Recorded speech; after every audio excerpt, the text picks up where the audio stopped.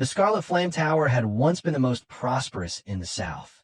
However, when Delmut of the Crimson Magic Tower reached the level of a 7th Circle Mage, the balance of power shifted.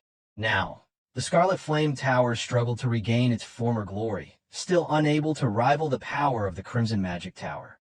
Ghislain's interest in the Scarlet Flame Tower was more personal. He had someone in mind, someone from his past life whom he needed to recruit into his plans. The scene shifted to the Scarlet Flame Tower complex. The structure rose high above its surroundings, seemingly ahead of its time. Inside, in the library, a woman sat amidst piles of books, trembling as she clutched a staff in her hand. She muttered the name of her teacher, Lanato, and wondered when the light, her teacher, had spoken would finally arrive. The party made their way toward the Scarlet Flame Tower, which loomed ahead as they arrived. Belinda and Kair's faces showed clear astonishment. Ghislain led the group personally, ensuring he would not need to pay the merchant's share. In awe, the man, the legend, and the myth, Gordon marveled at the tower's height. He had heard of it for years, but never expected to see it in person. One of the mercenaries also shared their amazement, stating they had long heard of it, but were now seeing it firsthand.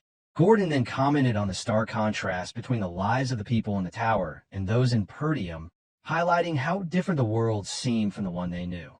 The areas surrounding magic towers often developed through trade with the mages. The surroundings of the Scarlet Flame Magic Tower, in particular, were remarkably clean and advanced. As one of the standing magic towers, it also produced magic scrolls. On the street, mages worked effortlessly, repairing the road and laying street tiles as though they were seasoned construction workers. One of the mercenaries, astonished, wondered aloud how such work could be done using magic, while another expressed disbelief at seeing magic performed without a scroll. The group watched in wonder as they passed by, observing the mage's skill. As they moved forward, the group of mages glanced sharply at the passing party of mercenaries, their expressions tinged with disdain. In an instant, the mages cast a spell, blue flames shooting from their staffs, burning with an intensity that seemed to scorch the very essence of their existence. The flames enveloped them, and before long, they seemed to vanish from sight. The mercenaries reacted in surprise, exclaiming how extraordinary it was. With a hint of nonchalance, Ghislain calmly explained that it was a concealment spell and remarked that the mages clearly didn't want to be seen.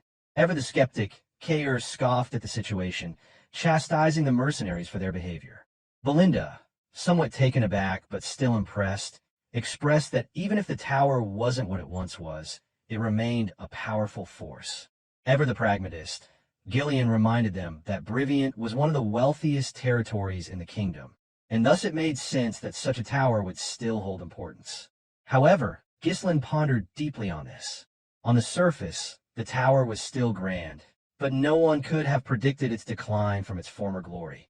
Soon, the party arrived at the imposing gates of the tower, where they stopped momentarily to gain entry. Ghislain remarked with some satisfaction that they had finally arrived. Straining his neck to get a better view, Kair commented that it was so tall it almost seemed as though it would snap his neck.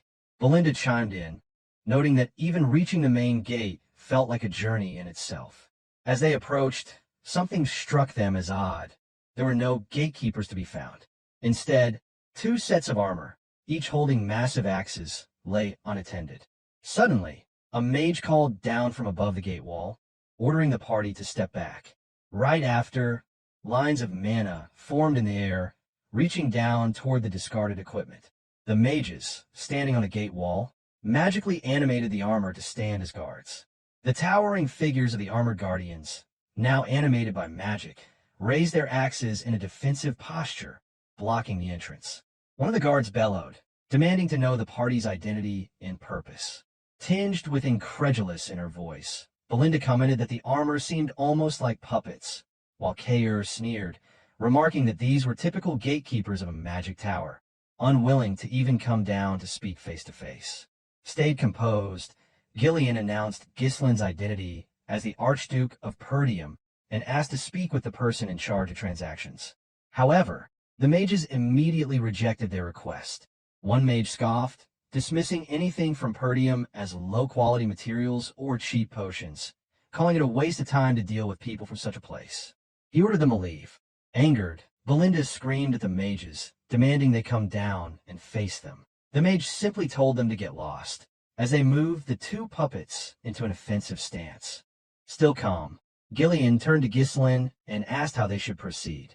Taking a moment to consider, Ghislain then spoke, asking if the mages were truly comfortable with their decision. The mages halted their taunting and looked at him curiously. Without hesitation, Ghislain pulled out a piece of runestone and held it up for the mages to see. Initially, the mages seemed puzzled, their gaze distant as they tried to understand.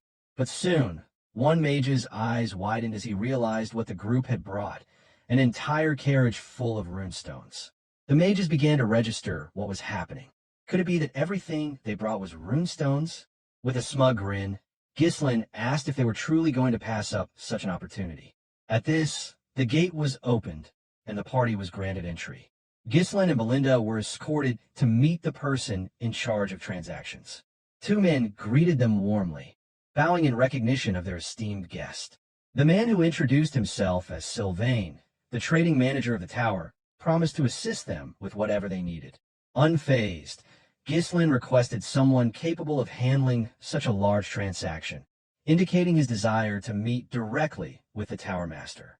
Sylvain was taken aback by this request, but quickly assured them he would notify the tower master and have someone escort them to the reception room. Belinda, still seething from the earlier disrespect, muttered under her breath about how they should have been treated with more respect from the start, directing her words toward the mage guard earlier. Just then, an explosion rattled the tower, drawing Ghislain's attention. He wondered aloud if something was wrong, but the mage quickly dismissed his concern, explaining it was a common occurrence during magic research. Still, Ghislain's thoughts drifted elsewhere, and a certain figure lingered in his mind. At the research lab, the door opened, and three seemingly high-ranking disciples stepped into the room. One was already lying on the floor, the air thick with dissipating mana. A blonde-haired mage spoke sternly, telling the girl that she had been warned about entering the research lab. Alfoy, blonde-haired man who sneered at the black-haired girl, his tone dripping with mockery as he spoke. He couldn't believe that someone without the ability to use magic would dare occupy a spot in the research lab.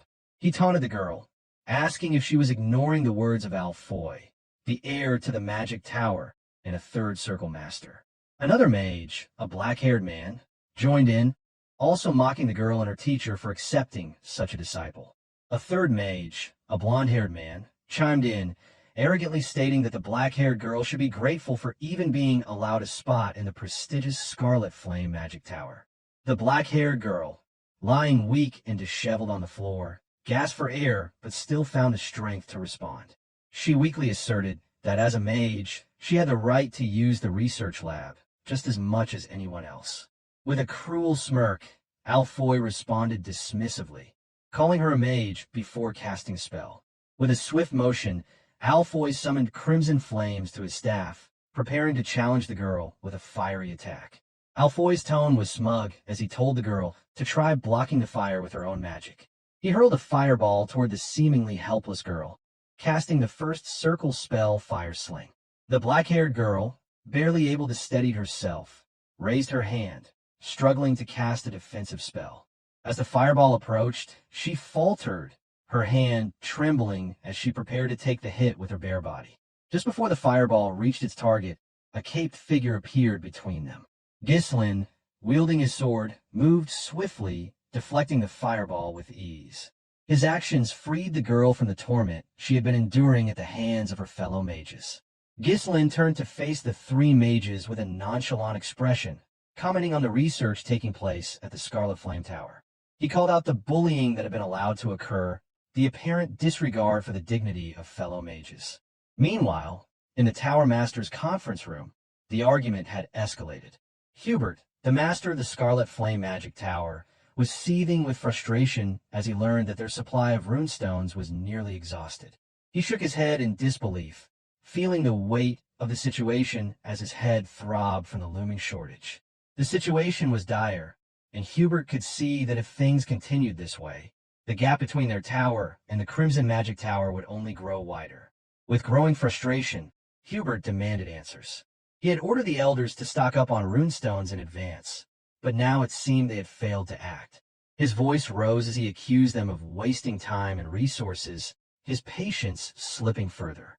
One elder, wearing a yellow hat, internally scoffed at Hubert's outburst, reflecting on how the Tower Master had spent more time socializing with nobles and indulging in luxuries instead of focusing on the tower's needs.